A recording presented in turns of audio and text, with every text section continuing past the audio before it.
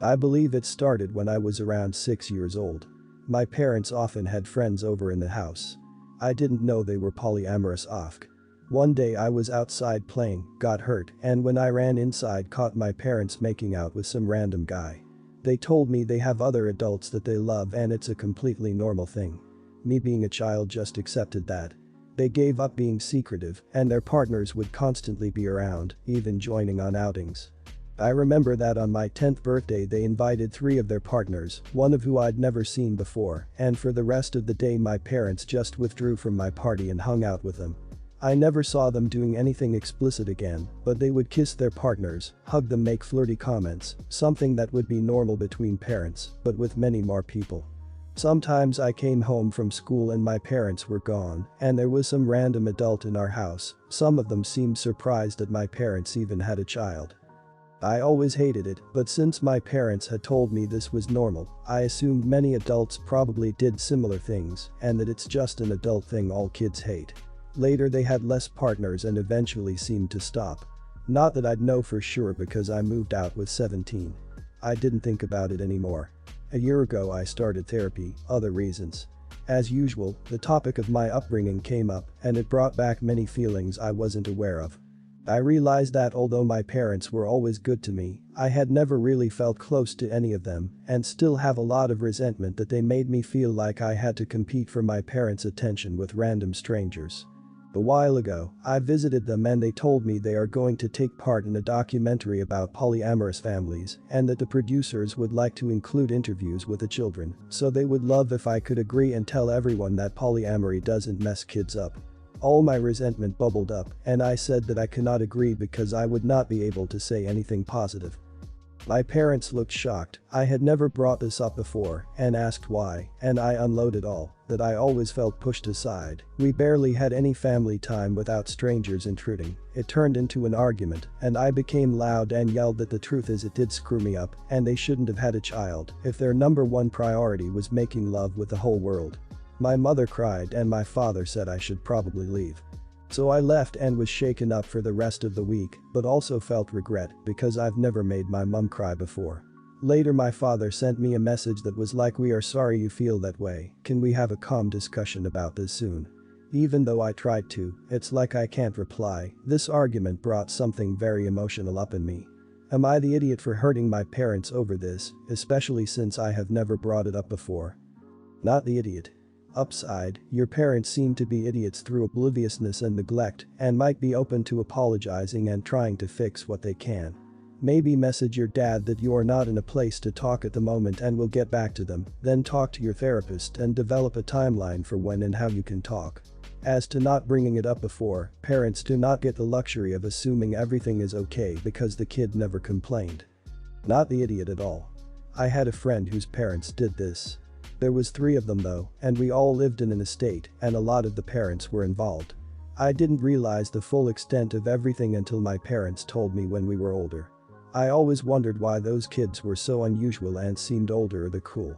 It 100% damages kids. I've seen it myself. The parents who partook the kids weren't super bad, but the parents' house it was held in were messed up from it. Not the idiot, people don't like to admit, but it does mess up kids, and you are living proof of it. Kind of selfish of them to want you to feel like everything was normal when it wasn't. Then crying and being hurt shouldn't faze you, since you were never number one priority to them. This is something they have to cope with just how you did for 17 years of your life. Let it cool down, don't apologize just to make them feel better. I, 19, live with my parents and 3 brothers, 25, 22, 17. And yeah, I pay my half of the utilities and buy my own stuff. My parents were pretty big on that if we wanted to keep living there that we have to pay for everything ourselves and help out with bills. With lockdown last year and being stuck at home, I started getting into cooking more and learning how to make new dishes. I bought some cookbooks for beginners and watched YouTube videos. It become like a hobby for me to cook new stuff. Also baking sometimes. My family just orders takeout so no one really cooks. My dad started making fun of me being the lady of the house because even my mom doesn't cook. Then my brothers started to tease sometimes too. I don't know why it was such a big deal. They got me a pink apron as a joke gift once. I work full-time, so sometimes I don't get the energy to make a whole dinner when I get home from work, so I started cooking weekends and making sure I got enough leftovers for the week. Guess who started eating whatever leftovers I left in the fridge? My dad. Sometimes my brothers, but mainly my dad, because I'd get home and he'd be there eating. It didn't bother in the beginning, but what did is that he still made jokes about me being a sissy. Yet still eating the food his sissy son makes. I've told him he's a hypocrite for doing this, but doesn't see it as anything because it's food for the family according to him. Last week I made lemon garlic butter chicken thighs with green beans, and I was craving it like crazy at work. When I got home it was gone. So that really got to me, and on the weekend I bought myself a mini fridge with a lock to put in my room, and that's where I'm putting whatever dinner I make. Now my dad is getting all pissed for overreacting to his jokes and being stingy with my food. I already told them I don't like the jokes they make and that they still think it's fine to eat my food. Like I'm fine with making some for them, but not if they keep calling me stuff for it. That's why I'd rather just keep it from them. They're still telling me I'm being too dramatic, and my mom agrees since they're only playing around with me. So now I don't know. Was it too much that I'm locking my food away in my room and not wanting them to have any? Not the idiot. Your parents shouldn't have procreated if they think that cooking isn't a life skill that their children would need. You're a responsible adult, taking care of your health and expanding your hobbies. The ability to cook isn't a sissy trait.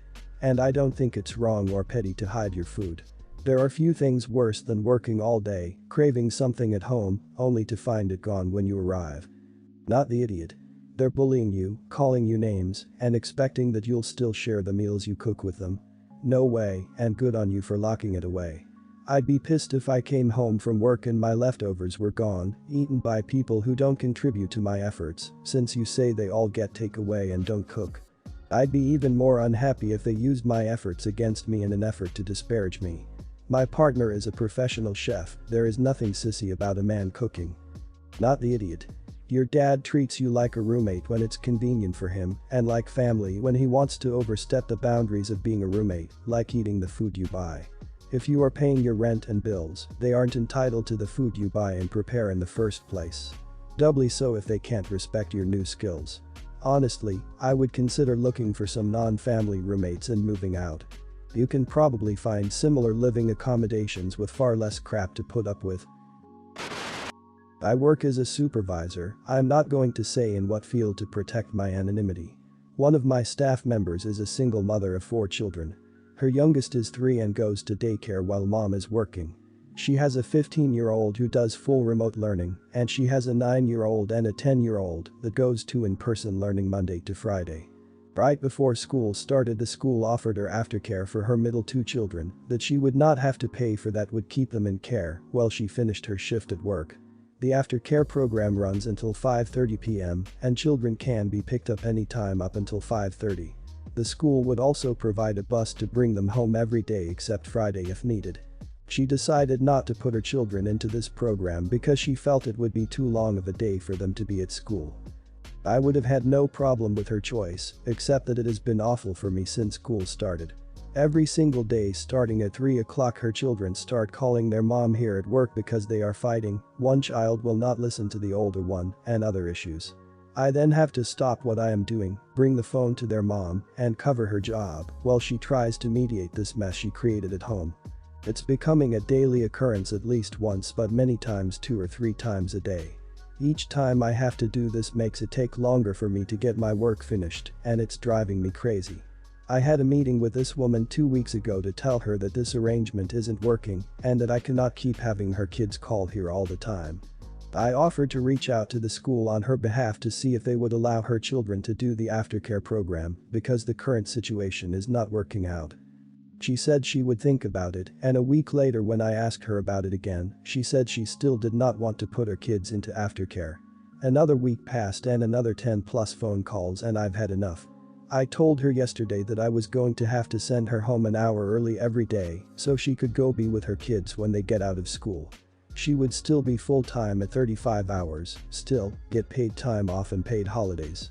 I told her that if she found an adult to care for her kids after school or put them into aftercare she could have her hours back, but until then, effective immediately, she would be leaving an hour early every day. 2 hours later her kids have enrolled in aftercare and the problem was solved. Now the rest of my staff, after only hearing her side of the story, are saying I was too harsh and that it wasn't fair of me to mess with her money situation. I felt that it was my only option in order to make things go the way they need to in the workplace. So, am I the idiot? Not the idiot, and for very different reasons already mentioned. It sounds like the 15-year-old was responsible for the younger kids when the younger kids finished school every day, and it doesn't sound like the 15-year-old could say no. Judging from all the phone calls your employee was getting, it also sounds like it was very stressful for the 15-year-old to look after them every day and wasn't working very well. Not the idiot. She shouldn't have allowed her home situation to disrupt the work environment. You told her to not let the kids call so much, but she wasn't able to fix the problem. You didn't tell her to put them in childcare, you cut her hours. It was a little harsh, but it was reasonable given the circumstances. With kids that age, they should have been able to keep it together and not have to call so much, or she should have been able to put her foot down. You're not the idiot. She had an option for free after-school care and she turned it down. And as a result, her children were causing disruption for at least 2 people. You should be far more patient than I would have. I would have just dropped her to 35 hours with benefits and the ability to pay time off. If she wanted 40 hours, she could then use her leave time until it ran out. If she was smart enough, she would have figured out what she needed to do, get childcare and ask to get the 5 hours back. Basically, I hid my girlfriend's skincare collection. I was planning on throwing it all away until she freaked out about it. My girlfriend has had sort of an obsessive hobby with buying skincare since before me, and it's only gotten worse since we started dating about 4 years. We're both 23 now. She picks up extra shifts on the weekend just to afford the newest, most interesting products. At first, I was supportive of her hobby, whatever makes her happy I guess. But lately, I've been struggling to understand why she buys these things. We have separate bathrooms and in every single drawer is another toner, cleanser, or exfoliant. She's in school to become a dermatologist, but seriously. I don't know anyone in school with this much of a collection.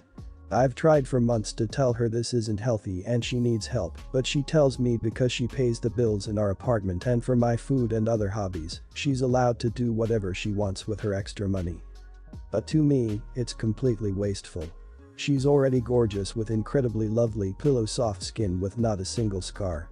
She literally has the best skin everywhere on her body, it's like she's been freaking airbrushed. This doesn't matter to her though, as she is always having packages show up and new additions to her collection. Here's where I think I messed up. My girlfriend spends about 12 hours in a double shift at work, and after she left I decided to load all of her skincare in multiple black trash bags and just put them in my truck. I wasn't going to go crazy and throw them away. I know this stuff is worth $3,000 or $4,000. Some of this crap is literally in freaking boxes. I just wanted to try to show her she didn't need any of it. When she came home at around 12 a.m. exhausted and just wanted to wash her face, she has to, all of her products were missing, obviously. She immediately came to me in almost hysterics about how everything is gone and she thinks we were robbed. I told her we weren't and that she doesn't need all this stuff because she's beautiful already. I told her I took it away, didn't say where, because she doesn't need all this garbage. Within seconds her mood changed and she wouldn't even look at me. She took her blankets to the couch and slept there, crying. She was being so dramatic I decided to just get the stuff from my truck. I brought the bags in and dumped them on the floor and she started sobbing. She said some of them were gifts from her father that passed away and she thought she would never get to see them again. He apparently wasn't good at gift giving but knew this passion of hers. Yeah. Am I the idiot? I literally gave her the stuff back and I don't believe her dad would just suddenly give her gifts, as she said in the past he struggles with buying gifts. I really don't want to lose her, I want to marry her. She's the most beautiful woman and kind soul I've ever met. You're the idiot, and what the hell is wrong with you? How on earth did you think this was anything like a good idea? It's her stuff. You have separate bathrooms, so it's not like it's encroaching on your space. Leave her stuff alone, man. This is a hobby that doesn't really affect you in any way, so why on earth do you care what she does with her skin and her money? I hope she uses this little episode and motivation to dump you and find an actual man who will respect her and her things. You're the idiot. You decided that her collection, from which she derives pleasure and which isn't hurting anyone, a collection that also applies to the field in which she's training no less, was unnecessary and decided in your infinite wisdom to get rid of.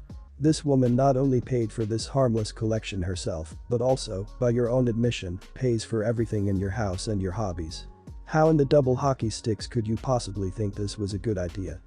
You are the idiot, so she is in school to become a doctor, possibly med school at her age.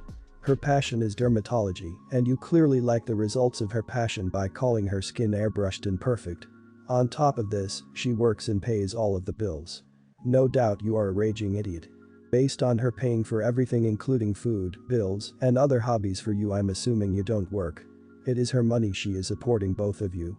You are the idiot.